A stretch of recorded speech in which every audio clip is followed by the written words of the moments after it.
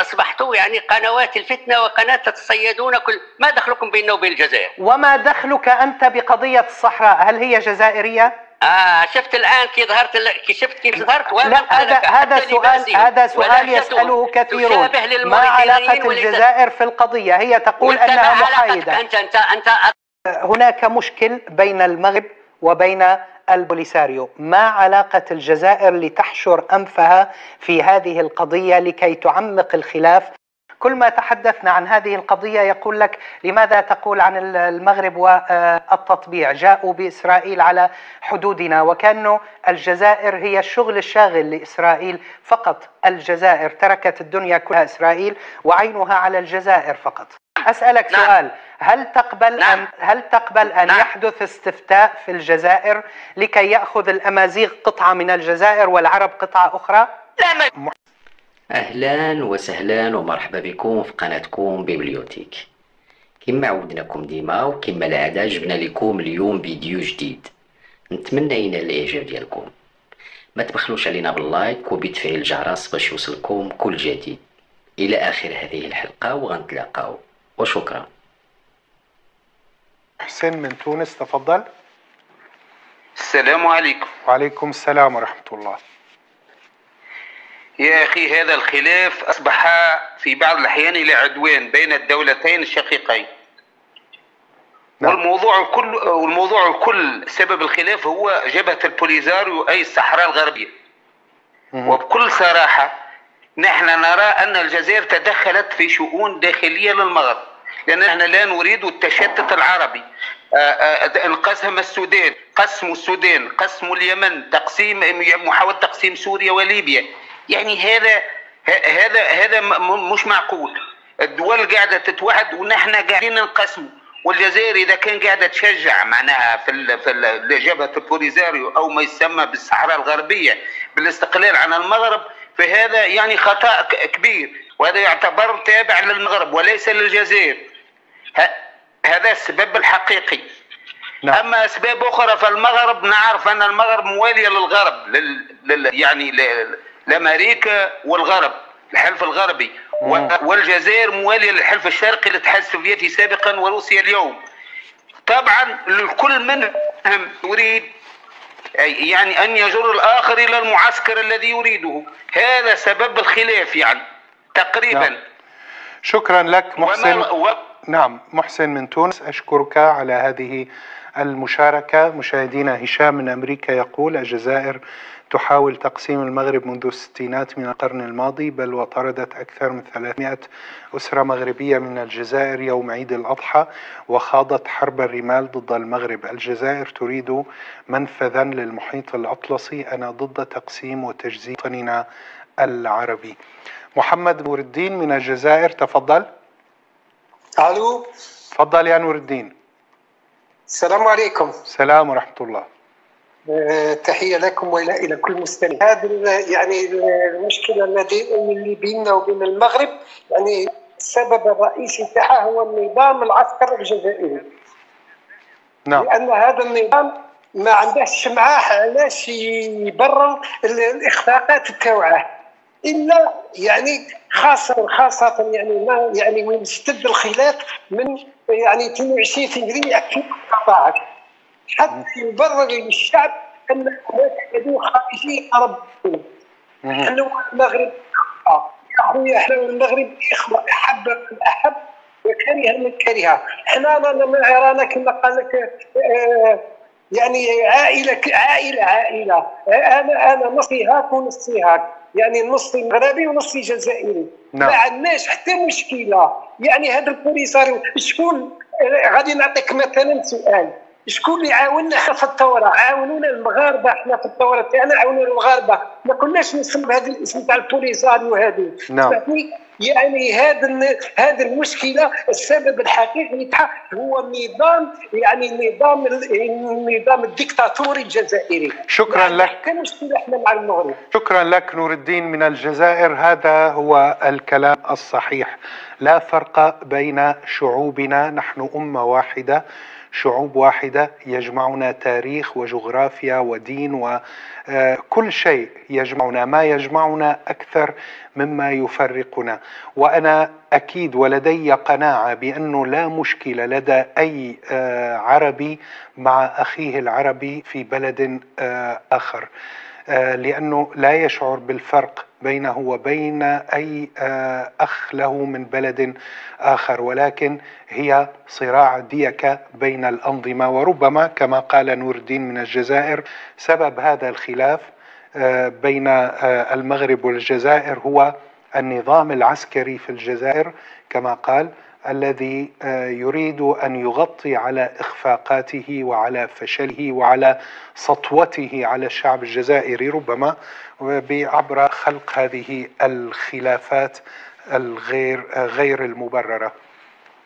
أنتقل إلى عبد الحميد من الجزائر، تفضل. السلام عليكم. السلام ورحمة الله.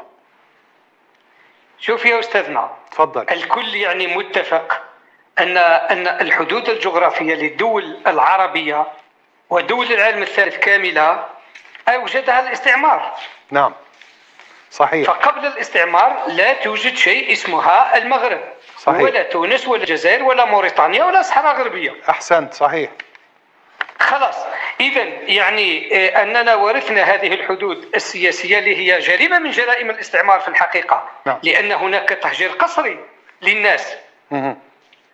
طيب، لكن للأسف أن القوى الكبرى في العالم اتفقت أن حدود الدول على حسب ما خلفه الاستعمار.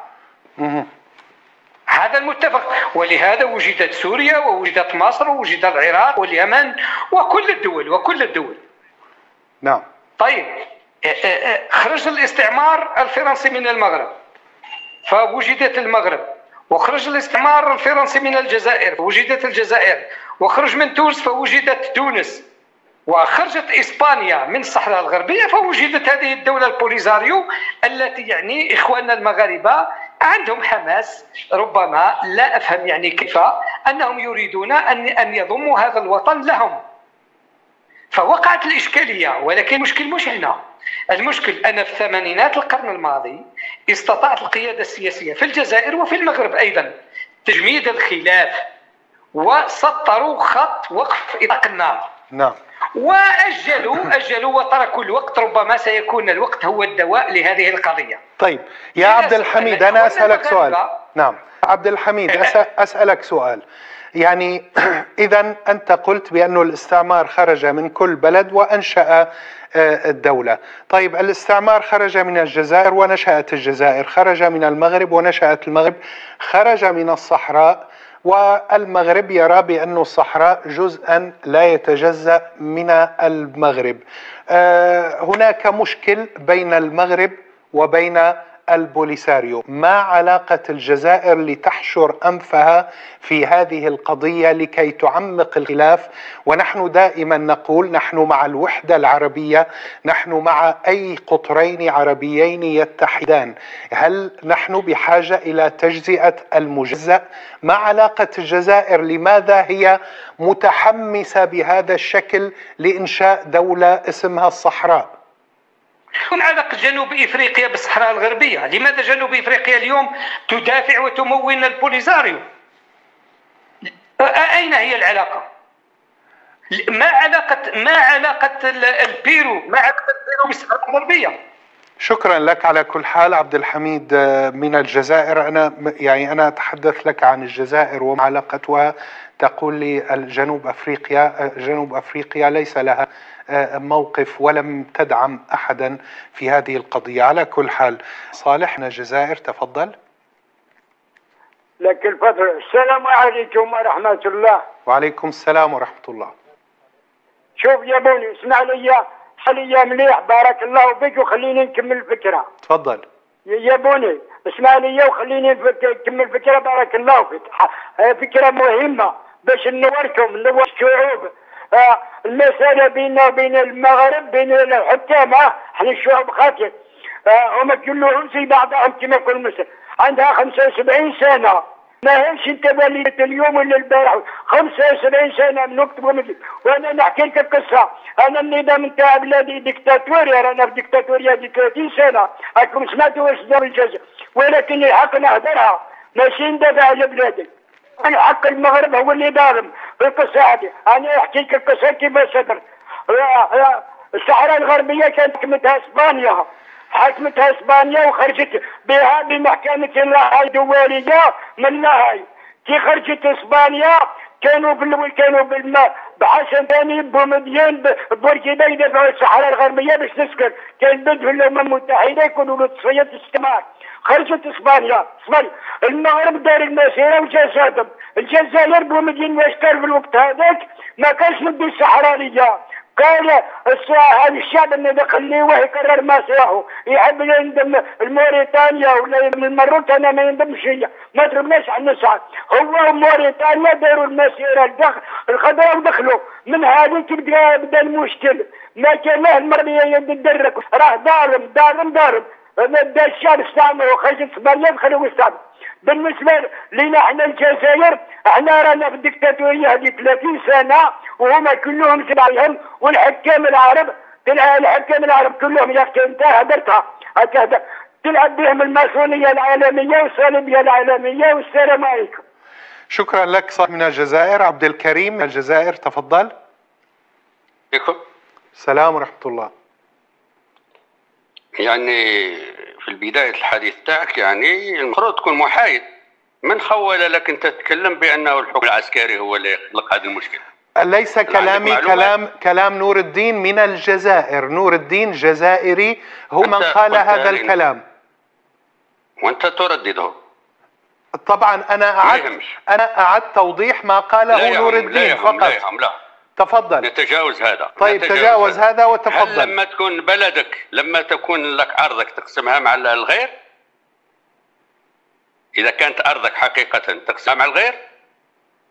لم افهم ما تريد. لا. يعني الصحراء الغربيه هذه لما اخذتها كان التقسيم نتاعها في اسبانيا، قسمتها المغرب مع موريتانيا. هل ارضك تقسمها مع موريتانيا؟ الى ان تخلت عنها موريتانيا انذاك. ثم ان المغرب نفسها لم تعترف بموريتانيا حتى 69. من لا نتكلم عن الخرائط الوهميه اللي تدي منها الجزائر. ثم انك قلت لي اخ سابق، قلت له من حق الجزائر اذا خرجت من اسبانيا لماذا لم تدافع عليها مثل ما دافعت الجزائر على ارضها تخرجها؟ طيب اعطيني النتيجه. موريتانيا ارادت ان تاخذ موريتانيا. اعطيني النتيجه. ما تريد قوله يا عبد الكريم؟ اريد قوله رجاء.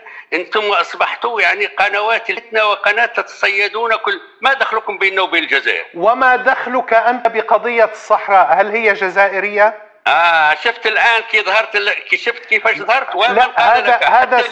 هذا سؤال يسأله كثيرون. ما علاقة الجزائر في القضية؟ هي تقول انها محايدة. انت اطرح. شكرا لك يا عبد الكريم من الجزائر. شكرا لك. ابو ياسين من فرنسا تفضل. السلام عليكم اخي الكريم. وعليكم السلام على كل طاقم قناة الحوار. حياك الله. انا اقول للاخ الجزائري وانا جزائري من فرنسا، والله العلي العظيم والله القناة الحوار لا تعد بكل حرية وتابعتها تمام. خويا هذاك التونسي صالح يعني يقولون للمحسن احسنت ويقولون لمن اساء اسأت. هذه هي الصراحة. هما كانوا ضد السعودية اللي ما جات للجزائر وضد المغرب وضد يقولوا الحق بركنا. فيما يخص المغرب يا اخي بالله العلي العظيم، وانا نسكن في لافرونتيير يعني على الحدود المغرب. قضية المغرب من 63 كنا عادة يعني عادة كيستقلينا عادة طايحين عادة نوقفوا عادة كما احنا نقولوا سكرانين عادة فينا ذيك نتاع وزدموا علينا وداروا ما داروا. 74 راك شفت كيفاش يا اخي خرجوا يعني كل الشوارع وزدموا على خوتنا الصحراويين وبغاو يدوا لهم ديك الارض الور كو خالين سبتهم ليليا. 94 اصرات يعني عمل ارهابي وكانوا فما فرنسيين جزائريين يعني بالباسبور. الفرنسيين اللي كانت عندهم عيونهم الزرق ما حضروش معاهم، ولكن حكموا الجزائريين ثم ودخلهم للسجن، وثم اللي قطعوا معنا الحدود. اما في قضيه التطبيع يا اخي الكريم، من هو المندوب اللي من امريكا من لوني من الولايات المتحده قال للقبائل اخوتنا، قال لهم ارفدوا مصيركم بايديكم؟ اليس هذا تدخل كبير؟ زيد على هذا يا اخي الكريم، شوف كيفاش اليوم حتى الجزائر، يعني احنا بلد متعاطفين مع اخوتنا الفلسطينيين ومع اخوتنا البوليزاريو. جامي قلنا يا ودي القضيه هذه راها الصحراء، قلنا راها ما بين يد، ولكن يقدروا يقولوا لي المغاربه، يقولوا لي انتم راكم واقفين معهم، نوقفوا مع المسكين. احنا مثلنا مليون ونص شهيد، ولهذا نوقفوا مع المسكين. نعم. انا معارض للنظام الجزائري.